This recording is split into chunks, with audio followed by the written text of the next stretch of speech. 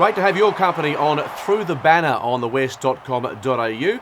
COD and Skeet taking you through round 21 teams in the AFL. Before we do that, breaking news, of course, Victoria going back to a 7-day lockdown. That has, COD, some implications for the AFL. It has implications massively all the way through the league. We've already seen today that they've had to relocate Collingwood versus Hawthorn from Launceston back to the MCG because they weren't allowed into Tasmania.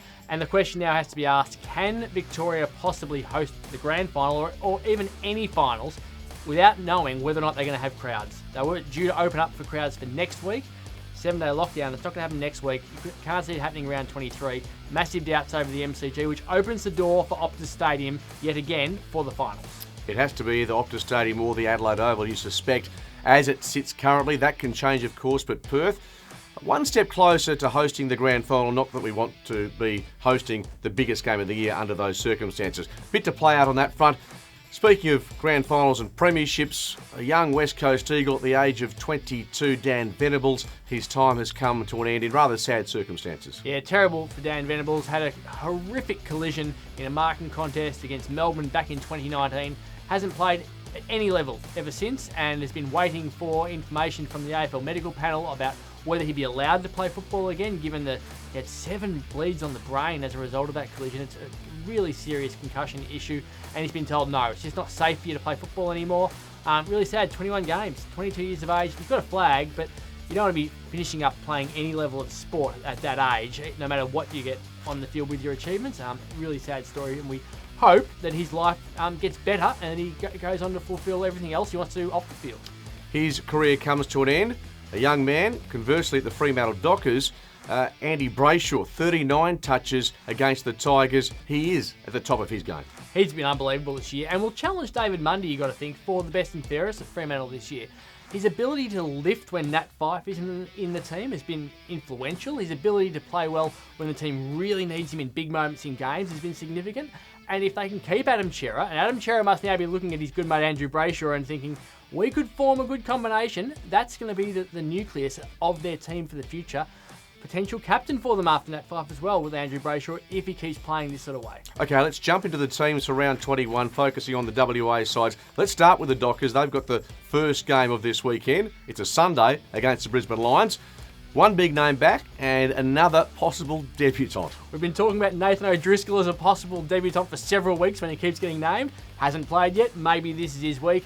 Alex Pearce comes back into the team, which is really good for the Dockers. They need him in defence. Ethan Hughes and Brett Bewley are also the other ins, while at this stage Bailey Banfield is the only out with concussion. But there's a big miss out of that Brisbane Lions team. Yes, Lachie Neale with illness, as it stated. He hasn't been fit or hasn't looked fit for some time. The Brownlow medalist out of Sunday's game. The Brisbane Lions not in great form, taking on Fremantle, who are in the 8 and hope to stay there. As for the West Coast Eagles, a Monday night assignment against Melbourne at Optus Stadium, and there was a prospect of some big names being axed after that woeful 45-point loss to Collingwood. Hasn't transpired. No, there's been absolutely no statements at selection by West Coast. They've traditionally gone this way. They've backed their players in. Adam Simpson has continued to back his players in.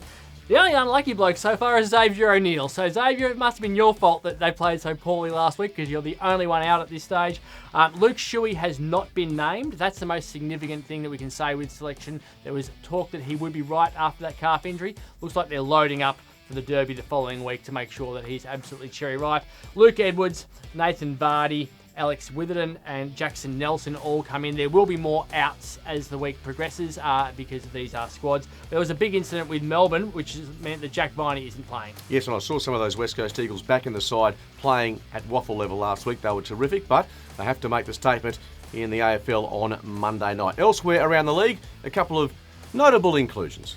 Maurice Rioli Jr. It's a great name. It's a magnificent name in football and in this state as well. Great to see Maurice Rioli Jr. get an opportunity. He's laid 18 tackles in the past 2 VFL games that he has played, and he'll wear number 49 for Richmond. So great to see him under the father-son rule come in. A couple of the other significant names. Adam Treloar would be leading that name, leading that figure for the Western Bulldogs, and Nick Vlosten also pretty important coming in for Richmond. In terms of outs, Taylor Walker facing a lot of controversy in his life at the moment. GD West have made 7 changes, and Phil Davis will not be playing for them as one of those 7. Tom Hawkins might have a field day with that.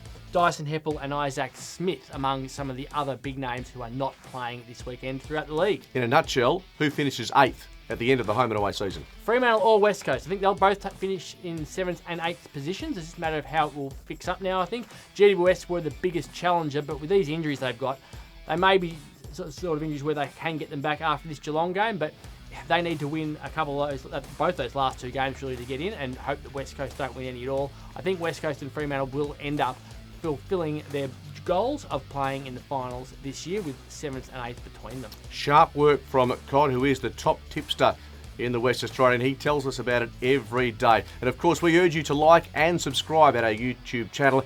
Great to have your company on Through the Banner. All the teams are in. The footy's still to come. You'll catch it all on 7 West Media. And next week, we'll see you on Through the Banner on thewest.com.au.